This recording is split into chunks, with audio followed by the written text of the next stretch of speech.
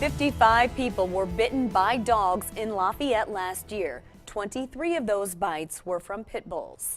In part one of a special series on dangerous dogs, Holly Campbell showed how the city is holding pet owners responsible for their animals' actions. And tonight, Holly takes a look at why so many of the reported dog bites in Lafayette trace back to a particular breed. Holly? Jeff, Gina, with nearly half of the reported dog bites focused on a specific breed, it may raise some concerns. But animal control officers say it just comes down to numbers. And now we're headed to a call.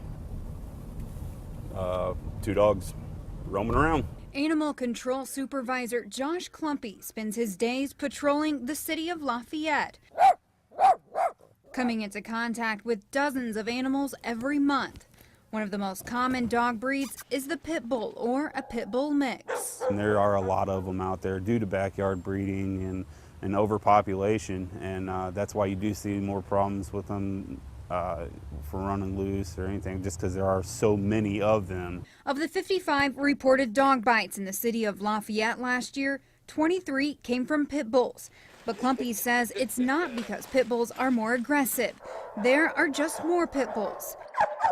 Almost Home Humane Society Executive Director Stacy Rogers says at any given point in the year, at least half of the dogs at the shelter are pit bulls or pit bull mixes. But looks can be deceiving. And what you see is when they run DNA tests, oftentimes dogs that just by looks have been deemed a pit bull have no American Staffordshire Terrier, American Pit Bull Terrier, anywhere in their DNA lineage. It just happens to be the way they turn out looking.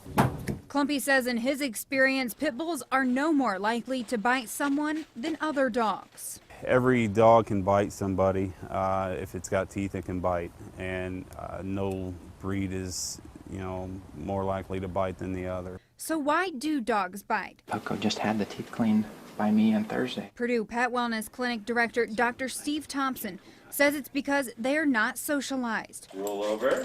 When a dog is young, less than 4 months old, it's important that they are exposed to people, Speak. loud noises, and different environments.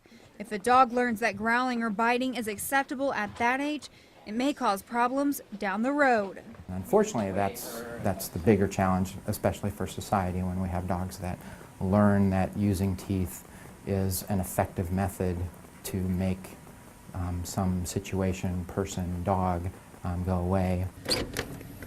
And for non-pet owners, Clumpy says the #1 thing you can do to protect yourself is being more careful when you pet a strange dog for the first time, and knowing the warning signs for when a dog may be about to bite. If they start yawning or lip licking or the whites of their eyes are showing, it's a clear sign to somebody who knows dogs that they're uncomfortable, but maybe not to just the average person. So it's good to be educated on their body language.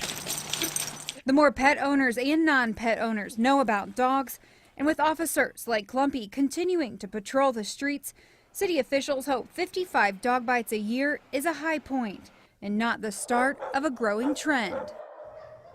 According to the American Humane Association, 82% of people treated for dog bites in the U.S. are younger than 15 years old.